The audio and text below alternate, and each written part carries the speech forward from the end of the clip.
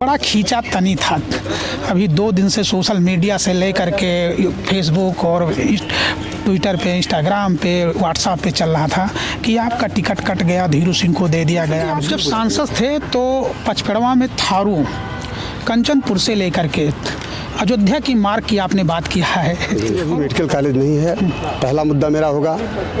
साथ साथ फ्री शिक्षा व्यवस्था मैंने अभी बताई आपसे। पार्टी के तमाम नेता कहते हैं सांसद जी कि 400 प्लस के बाद लल्लू सिंह हो गए, आनंद हेकड़े हो गए, तमाम ऐसे भारतीय जनता पार्टी के आरएसएस के नेता कहते हैं कि 400 प्लस के बाद संविधान बदल देंगे।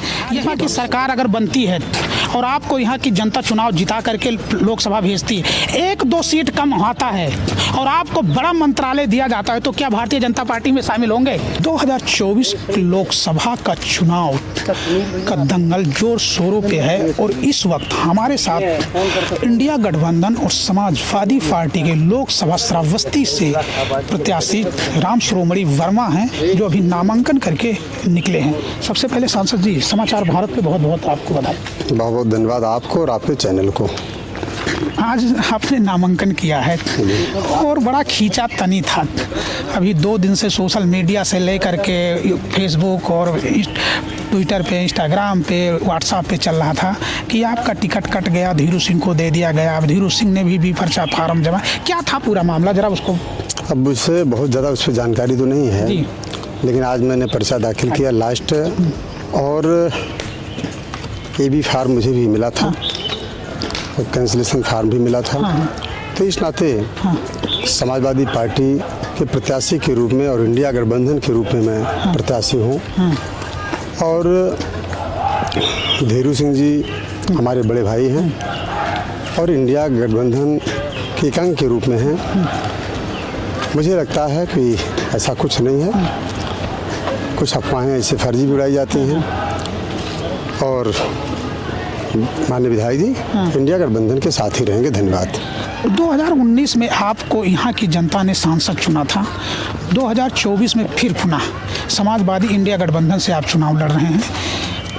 क्या विकास का मुद्दा रहेगा 2024 में? देखिए, विकास के मुद्दे पे सबसे पहले मेरी फ्री शिक्षा व्यवस्था पर मैं हमेशा जोर देने का प्रयास करता हूँ। जब फ्री शिक्षा व्यवस्था देश में लागू होगी, विशेष रूप से हमारे लोकसभा में लागू होगी, तो जो पिछड़ा हुआ जनपद मेरा है वो ऑटोमेटिक आगे बढ़ेगा। आज हमारे लोकसभा में गरीबी सबसे ज़्यादा है और उत्तर प्रदेश के 8 जनपदों में श्रावस्ती और बलरामपुर भी आता है। और जिस तरीके से आज भी शिक्षा से काफ़ी लोग दूर हैं, हमें लगता है अगर फ्री शिक्षा व्यवस्था लागू होगी तो देश आगे बढ़ेगा और मेरा लोकसभा क्षेत्र आगे बढ़ेगा। जी, यहाँ से बलरामपुर और श्रावस्ती की बात किया जाए तो यहाँ पे स्वर्गीय अटल बिहारी वाजपेयी भी चुनाव जीते थे, सुभद्रा जोशी, नानाजी देशमुख जैसे हस्ती चुनाव जिनको भारत रत्न मिला, और उसके बाद वो स्वर्गीय अटल बिहारी वाजपेयी देश के प्राइम मिनिस्टर भी बने। लेकिन उसके बदले, विकास के बदले भूखमरी, कुपोषण, अति पिछड़े जिले का तमगा मिला और आप 2019 से 2024 तक सांसद थे। अब ये बताइए किसकी नाकामी माना जाए? देखिए, अब सत्ता तो भारतीय जनता पार्टी की है और मैं विपक्ष के रूप में सांसद हूँ। और जिस तरीके से श्रावस्ती लोकसभा के विकास के लिए हमने तमाम मुद्दों को लोकसभा में उठाया है,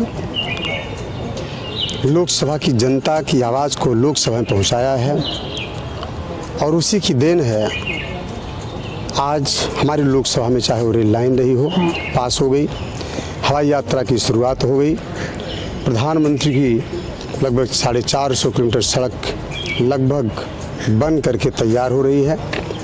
साथ साथ बाईपास आप लोग जानते होंगे कि 516 करोड़ रुपए का बाईपास भी बन करके लगभग तैयार जल्दी हो जाएगा, काम शुरू हो गया है। मेडिकल कॉलेज हमारे यहाँ नहीं था और मेडिकल कॉलेज भी बन करके तैयार हो गया उत्तरवाड़ा रोड पर। तो इस तरीके से तमाम ऐसे मुद्दे, हमारे यहाँ पिछड़े कुछ स्टेशन भी थे और वहाँ तराई क्षेत्र था, वहाँ एक्सप्रेस गाड़ियों का ठहराव भी नहीं होता था, और मैंने प्रयास किया कि लास्ट में एक्सप्रेस गाड़ियों का ठहराव भी, चाहे वो कौआपुर हो, चाहे वो तुलसीपुर हो, चाहे वो पचपेड़वा हो, चाहे गैसड़ी हो, आज हो रहा है।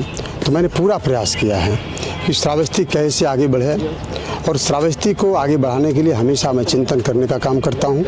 अगर जनता दोबारा मुझे आशीर्वाद देगी तो मैं आपके चैनल को बताना चाहूँगा कि आज भी आप सभी लोग इस बात को जानते हैं कि मौके पर आज श्रावस्ती में भी मेडिकल कॉलेज नहीं है, पहला मुद्दा मेरा होगा। साथ साथ फ्री शिक्षा व्यवस्था मैंने अभी बताई आपसे। अभी स्वच्छ जल की कमियां हैं, अभी तमाम ऐसे गांव हैं तहाँ पीले पानी, गंदे पानी होते हैं, और चिकित्सा के क्षेत्र में भी श्रावस्ती अभी पिछड़ा हुआ है। तो तमाम ऐसी चीज़ें हैं, चाहे वो सड़कें हों ग्रामीण अंचल की, तो तमाम ऐसे हैं।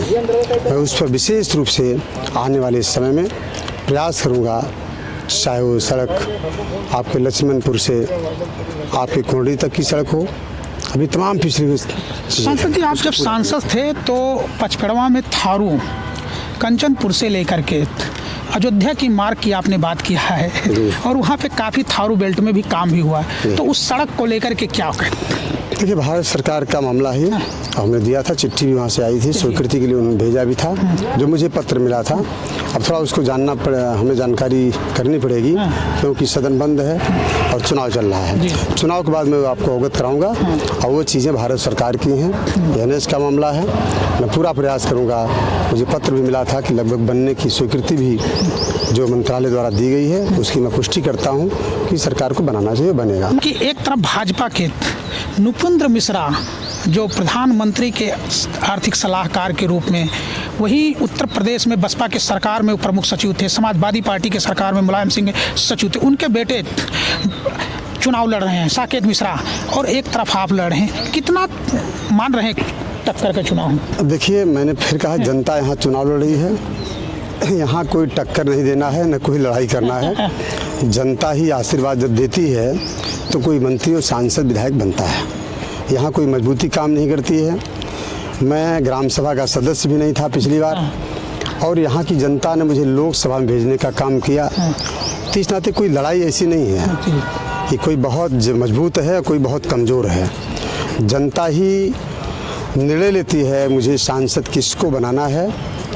तो मुझे पूरी उम्मीद है कि यहाँ की जनता जिस तरीके से इंडिया गठबंधन को मजबूती के साथ अपना प्रत्याशी चुनने का काम करने जा रही है, मुझे लगता है कि दूसरा कोई नहीं, इंडिया गठबंधन के प्रत्याशी के रूप में जनता यहाँ चुनेगी, और इंडिया गठबंधन परिवार मजबूत होगा और देश की सरकार बनेगी। भारतीय जनता पार्टी के तमाम नेता कहते हैं सांसद जी कि 400+ के बाद लल्लू सिंह हो गए, आनंद हेकड़े हो गए, तमाम ऐसे भारतीय जनता पार्टी के RSS के नेता कहते हैं कि 400+ के बाद संविधान बदल देंगे।